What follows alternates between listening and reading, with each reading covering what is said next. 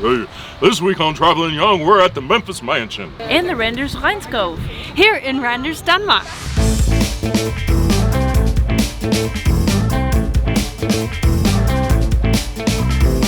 We're the Youngs. We've spent our lives traveling the world, and in 2018 we moved from Chicago, Illinois to Copenhagen, Denmark. Now we want to share with you how our new lives abroad Is keeping us young. keeping us young. are helping to keep us young. Welcome to Traveling Young in this Friday's episode of Traveling Young. So we went to Randers. We did. That was leg 2 of our summer journey. It was. We've already shown our first part, which was Omu, which was very cool. And then we went to Randers. But before we start with that, we think we've been like on the go so much. And basically that Wednesday night match We watched it. with Denmark and England. Then the next morning we left for Omu. So we really haven't had a chance to catch up and talk about it. So just a quick minute, our thoughts on what happened at the end of the Euro. I'm not a huge fan of England, and there's a few moments where I've said that on past videos, and that was a disappointing situation and the diving expedition that they went on. That was terrible. I'm still angry about it. Yeah, Looking at you, Sterling. Maya right now is at Summer House with Vilas, so if she were here, she would She'd definitely really express mad. her frustration about what happened. Super disappointing. Yeah, I mean, that was just ridiculous. I think Denmark was a bit tired. They looked a bit sluggish, but they had to travel all the way from Azerbaijan back in order to play that match. But, I mean, that was not the right way to end such an important match. So that was disappointing. But then the soccer gods, the football gods, redeemed everything They blessed us with an Italy win. Yes. In penalties. And if I want, and to be honest, I am 1/4 Italian, so that's the closest See, there you go. association I have with any of these countries besides living in Denmark. So that was exciting. And I just have to say, though, it was such an awesome tournament to watch. Yes. Everything was exciting. It was so cool to be in Denmark while all this was going on, and Denmark doing so well. Yeah, the team played so well despite everything, and it just was so great to be a part of it and get to watch it all happen. So yeah, and I've the past couple years I haven't watched a ton of Superliga matches, but I've already started watching them because I want this passion to continue. Yeah. So very, very exciting, and it was so much fun to watch. Just amazing. Yeah. So we had to do a quick recap of Euro and our thoughts on the very end because we invested a lot of time a few weeks ago on this. Such a great tournament. Sad it's over. But moving on. Yes. Randers. Moving on. Moving on. You know what? We haven't discussed a Friday fact, so I'm just going to make one up right now. It's Friday. Friday fact. I am an Elvis fan, and when I was a kid, I remember spending so much time like sitting and learning how to do this with my tongue, with my upper lip, because I like Elvis. And so there was the juggling nonsense, and then there was another time. All these hidden secrets that are just coming out. And I just because it's not easy to do. You have to work on. And so.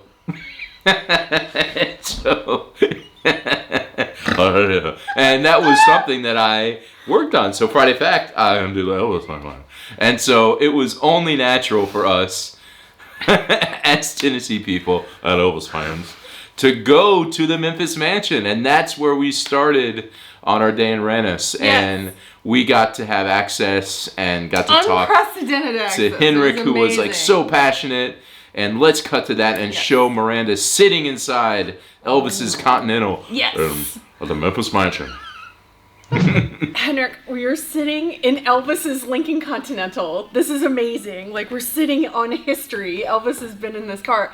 Tell me something about this collection, because there is an amazing amount of artifacts here about Elvis. Yeah, but Miranda, it is amazing to sit in his car, and that's probably part of the drive for me to collect all these years. I am an Elvis fan, and obviously the music kicked it all off like it should be. You know, Elvis was a singer.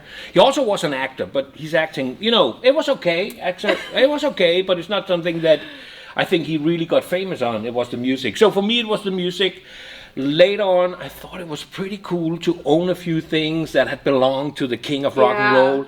And, a few things. yeah, but that's how it started. You know, you always have to start somewhere. And when I started collecting in the late 70s, I was still a teen. You know, I was 13 when Elvis died. So for me, it was never a matter of, could this be a good investment, or hey, I'm going to use this in a replica of Graceland that I will once. I didn't know all of that. I just collected because, but I did collect because I'm a fan. And how many pieces are in this collection at this point?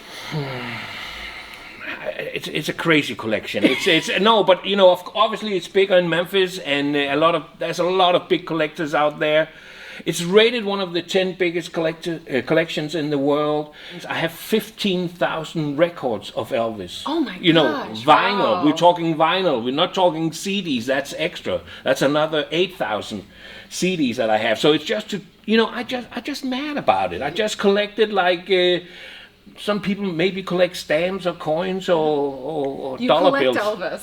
I just collect Elvis. I saw you've got the cufflinks that were given to him by Nixon. Yeah. You've got a phone that was actually in Graceland, which is amazing. Mm-hmm. What is your favorite piece that's in this collection? Oh, it's hard to say, Miranda. Other It's than really, this Lincoln Continental, maybe? Yeah, no, but what I really is most proud of is that I succeeded to make a business out of it, and that I today have 40 colleagues who is fighting as hard as I am, trying to make a great attraction out of what we have. So that's actually what I'm most proud of. And I think that I hope that if Elvis was looking down, you know, he don't owe me anything, but if he would say, okay, kiddo, that was cool, you know, for you to do something like that, I really appreciated that. You know, I don't know. I like everything in my collection, even small, tiny, miny things. It's not about the price. It's not about the volume.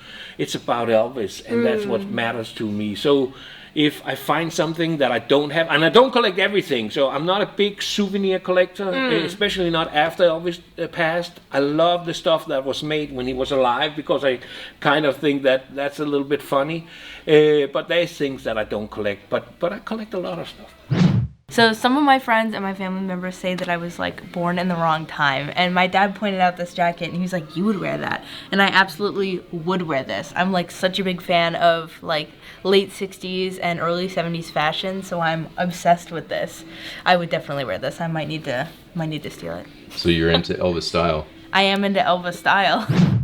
Now, did Elvis ever come to Denmark? No, sadly not. So, No. He went to Germany for 1.5 years during his army time, and while he was in Germany, he did 2 trips to Paris, and that's it. And then he went back in March 1960. He came in October 58 and left in March 60, and he never came back, which is kind of sad, you know, because I think that for him to be a soldier here and to experience Europe is one thing, but for him to come back and see how big he really was in Europe, I think would have been something different. And was he really popular here in Denmark? I would say that he was, and well, somebody may correct me on this, but I actually think he was more popular here than he was in America. Oh, that's amazing. And I think a part of it was the mystique, that he never was here, and who was he, who is he? You know, he did all these movies, he did all these great songs, and I don't know, and he's still very big. He's still, you know, Europe is still one of the biggest. There's still a fascination with him. Yeah, and they still buy products. They still buy the CDs, even though CDs is out of, you know, it's not modern anymore. But people over here still buy it. They collect the vinyl. They like to have pictures of him and posters, and vintage stuff is really hot. You know, vintage stuff with Elvis is super cool. What is your favorite Elvis song? My Elvis song? Yeah, but you know what? That's like asking me which of my 2 kids I love the most. That is impossible to answer. But I would say that definitely on top of the list would be Suspicious Minds. Ah, that's a good song. I love that song, and you know what? I've done a lot of shows. I'm not a singer myself. I do not play an instrument. You're a singer at heart. You know, yeah, probably. But I have produced a lot of shows with Elvis musicians and some of, Danish acts, and every time we do a show and the Suspicious Minds comes up, people go nuts. And I love to look at the concert hall and see people standing up applauding. So that song have always meant a big deal to me. I'll say I'm off camera here, but I'll say that it's one of my favorites. Yeah. And the Dwight Yoakam cover of it's super cool. Is super good. Yeah. That kind of gave it new life, I think, later when that cover came later. But you know what? Dwight Yoakam is super cool. No matter what he did. That's true. That's true. Yeah. Hey, where are we at? We are in Elvis's childhood, a replica of Elvis's childhood home in Tupelo. So we've just transported ourselves to Mississippi now. We were in Tennessee before, now we're in Mississippi. Now we're in Mississippi. You've never been to Mississippi, Maya? I have never been to Mississippi. How you like it so far? It's a little tiny? A little small. I've actually been to his birthplace in Tupelo, did you? yes. When I was at Ed and Carolyn's wedding. This is like a summer home. Yeah, this really. was like their actual house. Here it is. Well, they only had one kid, so I guess it could work out. Yeah. Well, you definitely need to check this out when you come to the mansion. For sure. Well, is there anything special coming up? Do you have anything exciting that you're... Yeah, I think I have something exciting. It has nothing really to do with Elvis, but it's something down the road, and it's with one of his good friends. We have decided that at April next year we will open the first Johnny Cash museum in Europe. Oh, so that makes me excited because I am a Johnny Cash girl. I love Johnny Who Cash. isn't, by the way? Yeah. Who isn't? So, no, but I'm a big Johnny Cash fan as well. And it is our hope that by Easter next year we will be opening the first Johnny Cash museum. And they were outside contemporaries, so it would be fun. and they knew each other, and they were a big fan of each other. They always spoke highly of each other. And our Memphis mansion can house another act like Johnny Cash. Yeah. Well, you're making this Tennessee girl's heart happy. That's good. I'm glad. I'm glad. Yeah, we're going to call it "He Walked the Line." Excellent, as you should. Yeah. So that's what. Wonderful. Well, Henrik, thank you so much for telling us so much about this amazing collection, and thank you and your team for working so hard to bring all of this amazing memorabilia about our own Elvis Presley here to Denmark. No, but you're so welcome, and thank you for coming by. We just had Corona, so everything has been turned down, and we need the light, we need the sun, we need the rock and roll back in our life. So thank you for coming by, and I really appreciate it, and thank you for thinking of us. Yes, of course. So if you love Elvis, if you love rock and roll, you have to come here to the Randers Oh, I'm sorry, I forgot it. Memphis Mansion. What she meant was Memphis Mansion. I got so caught up, I forgot it. No. That's the effect Elvis has on people. Yeah. Elvis wouldn't be happy with what just happened. Guys, listen, okay, this is what my brain did. My brain started to say Graceland, and then I realized that that's legally not allowed. They get in trouble if we called it Graceland. So then I was like, the Memphis Graceland, but then it's not Graceland, it's the Memphis Mansion. So my brain just stopped working there for a minute. I mean, you can Google, there's a whole situation where they had some legal troubles because it was previously called Graceland.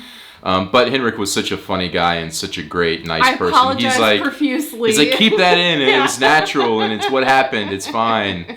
And that was such a neat experience. He was super, so great. I mean, when you're around people that are really passionate about stuff, he just like oozes the passion and excitement. He had said he'd been to Graceland like 100 times or some something crazy like that. amount of times. And you could tell how proud he was of this collection. And he should be. There's some really, if you were an Elvis fan, there's some really amazing pieces in there. And with the new Johnny Cash stuff popping up that he talked to us about, excited. We're going to be back in Randers at some point to see that. You because guys we need are to walk full the of line lies. with him, You're full of I can't really lies. do a Johnny Cash impression, but when I'm singing, I can sing really low. if I want. But there are fun things to do in Randers. And what did we do next? We went to a place I'm so excited we went to the Randers Regnskov.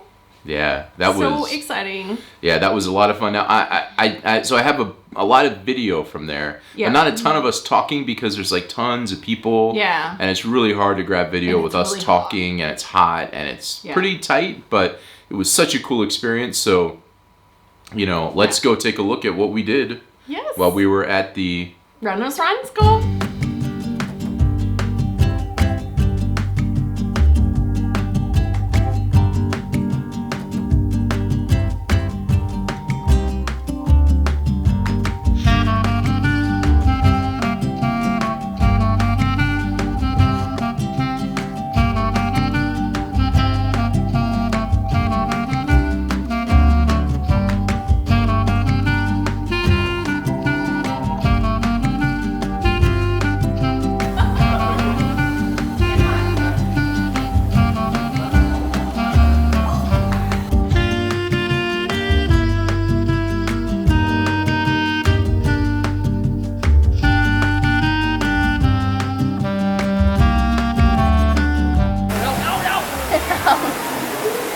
I'm trying to. We have a baby carriage here that this monkey keeps trying to jump in. There's no baby in it, but he really wants to be in it. Now he's over there. Mad at me. He's like, why won't you let me jump in the baby carriage?